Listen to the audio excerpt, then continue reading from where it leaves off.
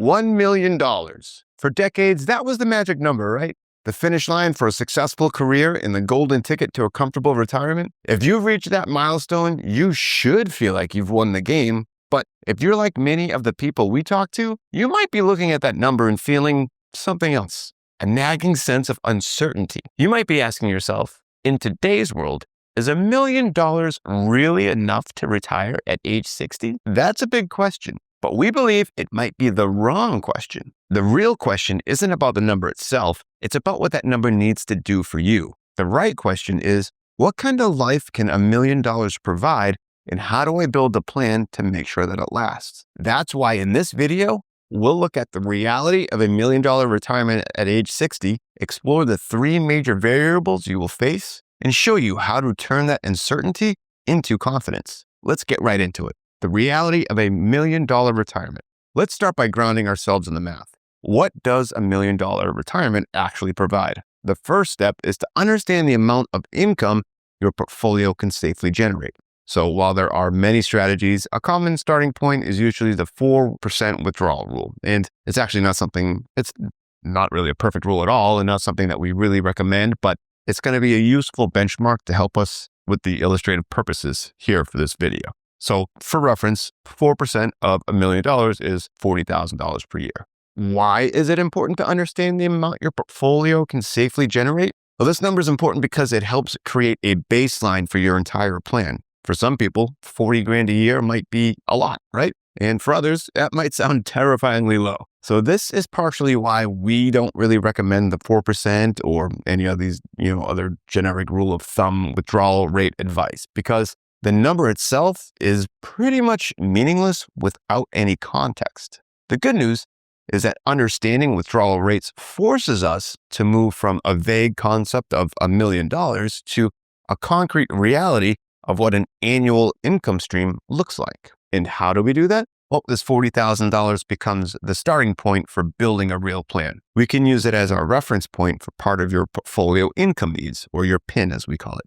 We take your total desired spending in retirement and subtract other guaranteed income sources to find the actual number you need to pull from your portfolio on a year-to-year basis. This transforms the question from, is $1 million enough, to how do we bridge the gap between the $40,000 my portfolio provides and the income that I actually need? Now, as we move forward to discuss the 3 major variables you may face as a 60-year-old nearing retirement, your situation might be a bit different than what we're going to be discussing here today. And if you're unsure of the amount that you have saved and the years that you have until you retire and how it may affect your retirement situation, fill out the questionnaire in the description and we'll send you a personalized video analyzing your specific situation and show you how to maximize your retirement plan as a whole. Okay, let's move on to the 3 major variables for a 60-year-old. For a 60-year-old, or anyone retiring before the age 65, really, the plan's a bit more complex than for someone retiring at age 67. You face 3 major variables that have to be solved. Variable number 1 is the Social Security gap, right? At age 60, you're not eligible to claim Social Security benefits. This creates an income gap for at least 2 years from ages 60 to 62, where your portfolio has to generate 100% of your income. And why is this important to know? It's a major planning complexity because it puts immense pressure on your portfolio in the crucial early years of retirement. See, this is when you are most vulnerable to sequence of returns risk. That's the danger of a market downturn early on that could permanently damage your portfolio's ability to last throughout your retirement. So how can you address this situation? You can't just ignore this gap, but you can build a bridge over it. Again, if you are retiring before the option to start Social Security, this involves carefully structuring withdrawals from certain accounts to cover these first few years. It also requires you to address an important decision. Should you take Social Security right at 62, or should you delay it? As the Social Security Administration's own data shows, delaying your benefit from age 62 to your full retirement age, which is currently age 67 for most people, it can increase your monthly check by almost 30%. If you can delay that to age 70, you can increase that by over 75%. But again, every year you delay is more time that you are relying on your portfolio to provide you the income that you'll need. And that might be harder for your portfolio to maintain that withdrawal rate. A strategic plan helps you weigh the short-term need for income against the long-term benefit of a much larger guaranteed monthly payment. All right, let's go over variable number 2, the healthcare bridge, right? So at age 60, you face a 5-year gap before you are eligible for Medicare. That means you are responsible for 100% of your healthcare insurance costs during this period. This is important to know because it's one of the largest and most unpredictable expenses for an early retiree. According to Fidelity, a 65-year-old couple retiring today may need approximately $315,000 saved after tax just to cover healthcare costs throughout retirement. A 60-year-old has to fund the 5 years leading up to that.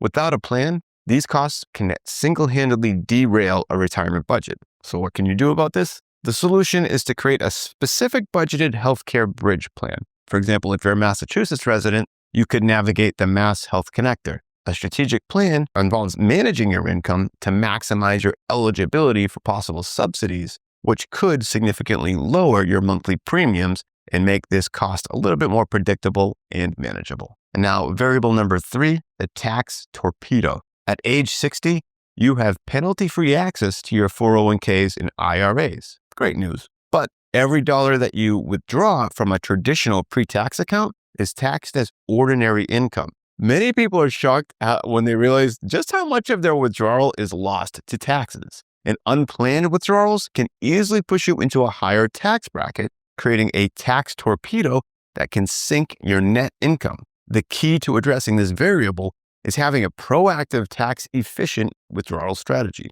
This isn't about taking money out. It's about taking the right money out at the right time from the right place. A strategic plan involves sequencing your withdrawals from different account types, whether that's taxable, tax-deferred, or tax-free, like a Roth IRA, to minimize your tax bill every year. It also involves evaluating whether Roth conversions in your years leading up to retirement or in those low-income years of early retirement, if it makes sense to do those to help reduce your tax burden later in life. And again, if you're watching this and feeling unsure of how what we're discussing may affect your retirement situation, fill out the questionnaire in the description and we'll send you that personalized video analyzing your specific situation and show you how to maximize your retirement plan as a whole. Okay, now let's look at how these variables come together for a hypothetical couple. Meet Susan and Tom. They're both 60 and they have diligently saved $1 million in various types of retirement accounts.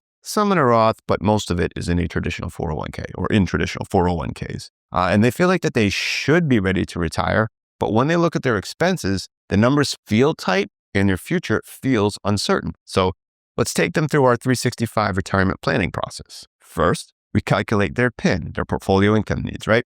We determined that their desired lifestyle required an annual income of $80,000. That's net. So again, that's after taxes. After taking a look at guaranteed income, we learned that Susan has a pension of $2,000 per month, which would generate $24,000 a year. Their combined Social Security benefits at full retirement age, so 7 years from now at age 67, will be $44,000 a month or $52,800 a year. Again, that's before taxes. But based on all that information, their portfolio income needs for the first year of entering retirement is $56,000. Next, we need to find their framework. So after calculating that full amount needed to withdraw from the retirement accounts to consider taxes in order to net that $56,000 on a $1 million portfolio, we determined that Susan and Tom's retirement cash flow needs can be met, but they might not have the flexibility that they want for anything else in retirement. So we concluded that they should focus on the actions and priorities in our strengthen framework. And to fully optimize their plan, we needed to focus on Social Security timing,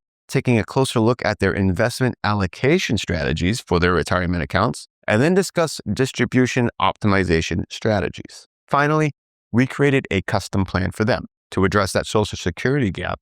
The plan we structured suggested that we delay claiming right away, and this meant higher withdrawals from their portfolio for a few years, but it resulted in a much larger guaranteed income stream for the rest of their lives, dramatically reducing the long-term pressure on their investments. We created a 5-year budget for their healthcare costs using the Mass Health Connector and showed them how to manage their taxable income to help maximize subsidies and lower their monthly premiums. Then we built a tax-efficient withdrawal plan, sequencing withdrawals from their different accounts to keep them in a lower tax bracket and maximize their net income. The result? The plan demonstrated that by being strategic with the things that they could control, their withdrawal strategy, their Social Security timing, and their tax planning, they could confidently generate the income that they needed. Susan and Tom retired at 60 with a written plan that turned their uncertainty into added confidence. So now that you understand the variables of retiring at age 60 with $1 million, you can make a more informed decision about your own retirement timeline. Remember that while $1 million is a fantastic milestone, your personal situation will ultimately determine if this amount is sufficient for you. If you want to discover how to maximize your retirement income and determine your ideal retirement age based on your savings, fill out the questionnaire in the description and we'll send you a video analyzing your specific situation and show you how to create a retirement built for your needs. Until next time, take care.